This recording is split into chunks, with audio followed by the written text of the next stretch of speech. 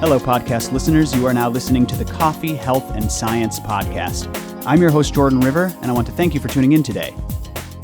We have our resident coffee expert, our coffee guru, our coffee studier, Dr. Steve, aka Dr. Coffee, is on the line. How you doing, Dr. Steve? Oh, Jordan, it's another day above ground living the dream. It's a fantastic answer. I love creative answers to that question. And I'm so excited to have you on, man. Thank you for taking the time to do this. No problem. I have a cup of coffee in hand and I'm ready to get started. As do I, my friend, as do I. So, everybody out there, today we're talking about compounds in coffee. We're going to go down the list in this podcast series. We're going to be talking about everything to do with coffee roasting, coffee and health, coffee and science. This is the Coffee Doctors Podcast. That's what we're all about here at Purity Coffee. So today we're going to jump right into antioxidants. Such a huge buzzword. So much, let's just say, I don't want to say misinformation, I guess we're about to find out, but just so much buzz swirling around it. So I want to dig into this and dig into antioxidants in coffee. Are you down with that, Dr. Steve? I am, absolutely. So first of all, I want to start with chlorogenic acid. I know it's further down our list, but I want to start here because this is the one that I hear the most about. Why does chlorogenic acid or CGAs come up so much? Is it the most powerful antioxidant? Do we just like the way it sounds, so we picked that one? You tell me. So what's interesting about chlorogenic acid is not only is it a great, powerful antioxidant, but it also has anti-inflammatory and antibacterial components to it. Oh, wow. And the reason that is important is that there's this dynamic fight going on about the role of inflammation in all diseases. Right. So when you combine an antioxidant that's also an anti-inflammatory, now you're getting exponential bang for the buck as far as healthcare. That's a really good point. And it's so funny you say that because I speak with so many doctors for all my different podcasts, and that seems to be the consensus. You take a look at some of the more holistic doctors, which will say, who will say every chronic disease comes from inflammation. But even the most conservative ones are saying, yeah, this is where chronic diseases are most likely to develop. I had no idea that CGAs were anti-inflammatory. That's really, really fascinating. Is it super effective? It's very effective. And what's really interesting, Jordan, is that when we look at chlorogenic acid and we look at, as you said, chronic diseases, then one of the chronic diseases that's rearing its ugly head as a epidemic in our society right now is diabetes. Oh, right.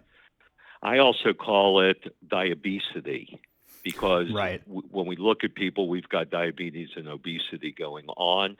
And chlorogenic acid, not only is it anti-inflammatory to help with the healing of pancreas and liver, but it also enhances insulin function in the body, which means it can fight diabetes. So we're getting a lot of bang from the buck by chlorogenic acid being part of the coffee roast. Mm-hmm.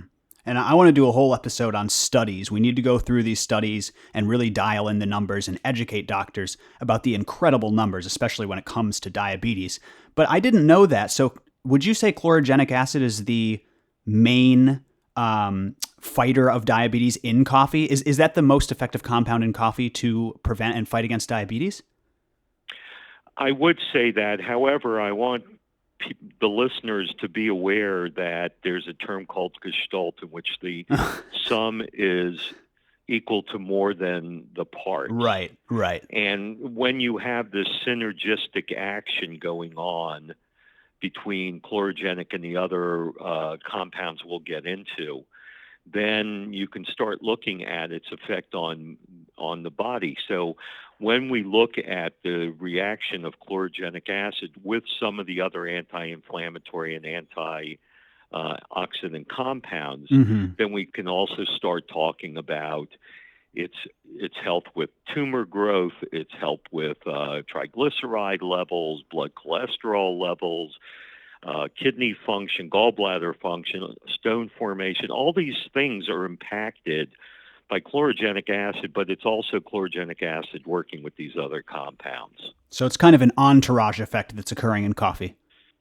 Again, the sum is greater than the parts. So we're getting the chlorogenic acid, but it's being helped by these other antioxidants that are present in coffee. Yeah, so it's not like you just eat a ton of blueberries and then you're good. Coffee has something special going on.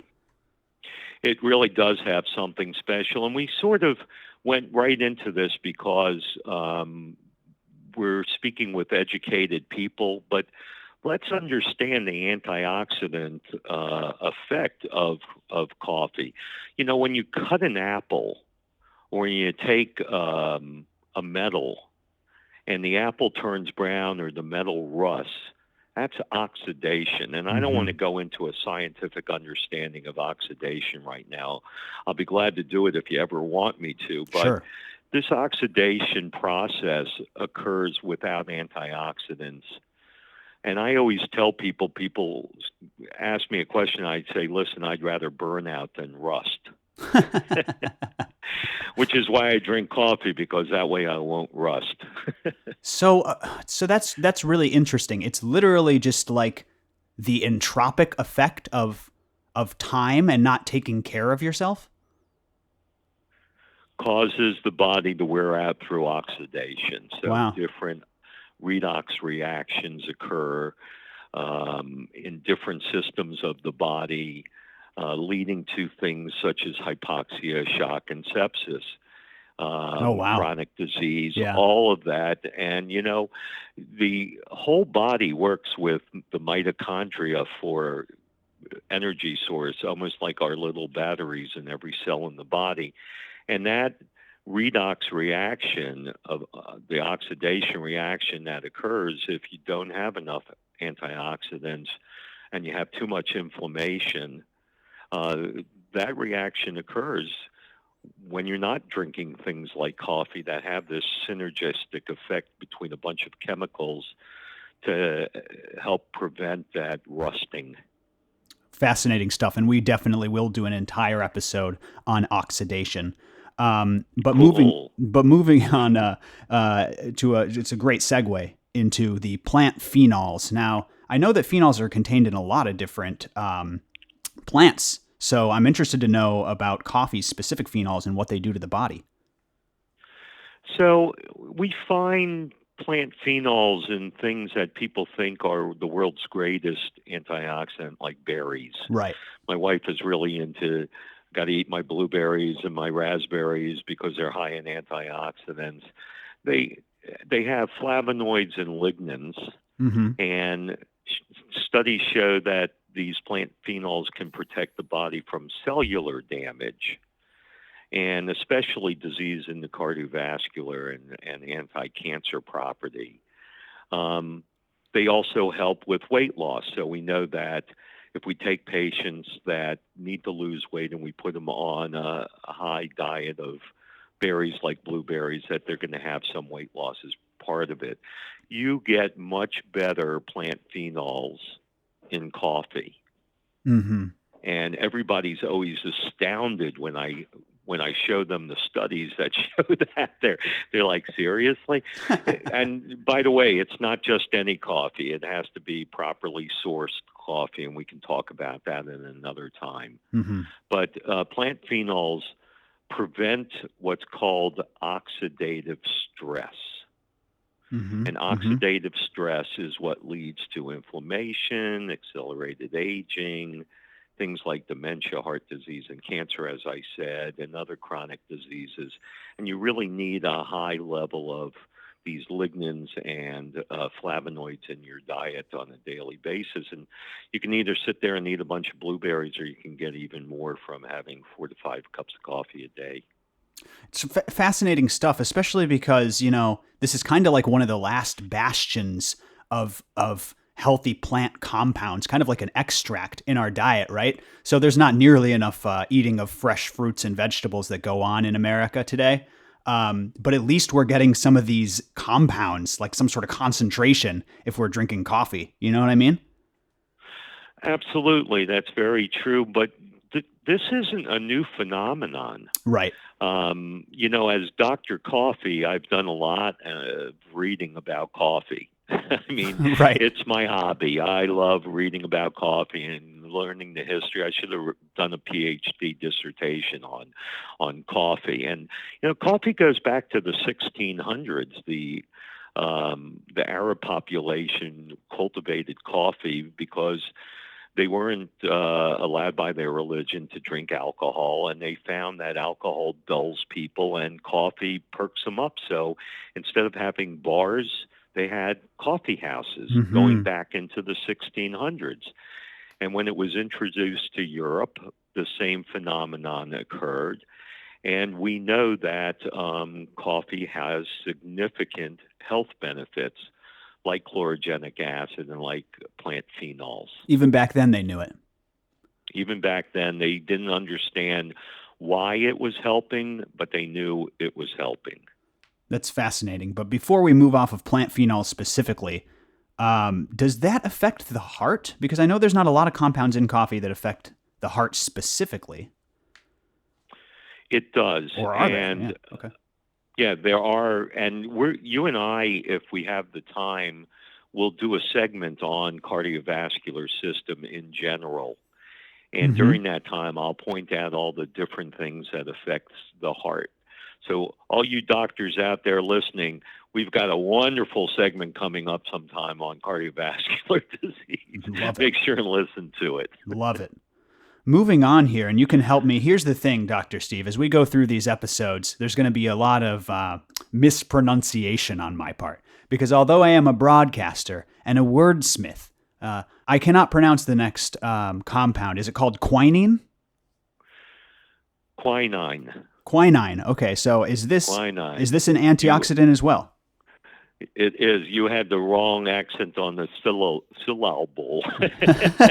Mr. Wordsmith. So precisely. Quinine, everybody's heard of quinine because, at least in my generation, if you say to them, what's quinine for? They talk about the treatment of malaria.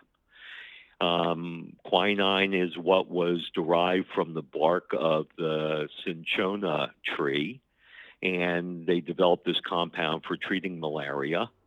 But the interesting thing about quinine is present in coffee, and it becomes even more present when the coffee is roasted.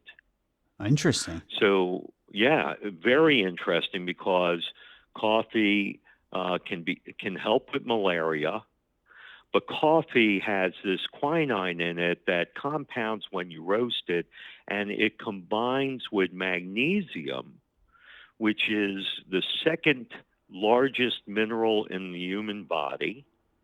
Calcium's the first, but magnesium is probably more important than any other metal in the body, involved in about 6,000 enzymatic and other reactions in the body. And it combines with coffee to have a powerful effect on blood sugar levels and athletic production. So you want to take an athlete and you want to give them something that can help them without being part of a sports band. Give them a good medium roasted coffee, which will have high quinine levels, high magnesium levels in it. And this will help with athletic performance. A wonderful antioxidant. We know it also fights different diseases, just besides malaria. So quinine's a big buzzword in the natural health industry. Interesting stuff. And we're going to do a whole episode on athletic performance. I want to talk to you about that because there's a lot of consensus that pre-workout coffee is good. And now some stuff that I've heard that post-workout coffee is excellent for you. So stay tuned for that, listeners. But this next compound surprises me. Caffeine. Is caffeine an antioxidant? Because I know excessive caffeine can be problematic, but you tell me. So caffeine doesn't act so much as an antioxidant as it does as a booster for antioxidants. So what Interesting. caffeine does in the body is it will speed up the circulatory system, speed up the heart a bit, and it can support things like cognitive function, um, prevent the development of Parkinson's, prevent the development of Alzheimer's disease. It can assist losing weight. Mm-hmm. It can assist preventing diabetes, and it can help with people who are migraine or headache sufferers, not so much tension headaches as much as vascular headaches, Mm-hmm. but it helps for both. But it accelerates blood flow, and if the antioxidants are in the blood, then they're going to get to their places more quickly. It's like speeding up the beltway, changing the speed limit from 50 to 60, you get to where you're going better. If you change the speed limit to 90, then people get in accidents. So there's a fine line of caffeine. And you and I are going to talk at one point about supplements that can help with coffee, make coffee more effective. I And we'll love that. talk then about things that we can do to make caffeine more effective in the body. Yeah, a lot of interesting stuff surrounding caffeine. I guess that's why I was surprised because it's not an antioxidant, but it makes sense that it kind of sensitizes you. It's kind of like when, you're having some alcohol in a hot tub. Is that kind of a similar comparison? Exactly. Or people that will drink sodas with alcohol where they'll have a rum and coke and the Oh yeah, or like a rum vodka and gets Red into Bull. the Right. yeah, exactly. It gets into the system much quicker. So caffeine has a very important part in studies, and we'll talk about studies when we get to cognitive function. But in studies, they've shown that if you give coffee without caffeine, you don't have the same bang for the buck with Parkinson's and Alzheimer's as you do when you give it with caffeine. Very So the interesting compound.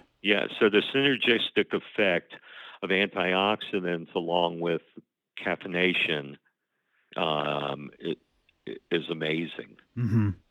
Love it. Yeah, seriously interesting compound. Our next antioxidant are, sorry, the next antioxidant we're going to be covering are tocopherols. Now, tocopherols are similar to plant phenols, right? But you Yep. tell me how they differ. Um, it's not how they differ as much as where they differ. So I hope this makes sense to you. They're very similar to plant phenols. The OLS at the end shows that it's a sugar alcohol or a form of alcohol. So a tocopherol acts like an antioxidant. It assists in the carbohydrate and lipid metabolism in the body, which means that in every cell of the body, you have a cell wall. And in every cell wall, you need lipids to make that wall function effectively. And in every cell, you need carbohydrates for energy source. Mm-hmm. And so tocopherols assist with that occurring, that reaction occurring, but especially important to the eye and skin. Mm. So lack of tocopherols leads to eye disease and leads to unhealthy skin function. And as we know, up until about 5 to 7 years ago, if you asked any doctor what's the largest organ of the body, they would look in their textbooks or remember from their classes, and they'd say the The skin. skin. Uh-huh. So tocopherols are really important for that. Now, I gave a little clue there that 5 years ago we said the skin was the largest organ of the body. And do you want me to reveal now I or do. on another segment I, which is the largest? I'm on the edge of my seat here. So the largest organ of the body was discovered in 1998 when the Nobel Prize for Medicine was given to three Americans who discovered that the endothelial lining of the arteries secretes Oh, nitric oxide gas. And you have the surface area of a half a tennis court of right. skin. You've got 3 surface areas Oh, wow. of tennis courts of endothelial lining, making it the largest organ of the body. Fascinating stuff. Now, tocopherols, And do they help that tocopherols lining? are important. Yes, tocopherols are absolutely important. We know So that so if it's 2 out you of 2, the top 2 organs. exactly, Yeah.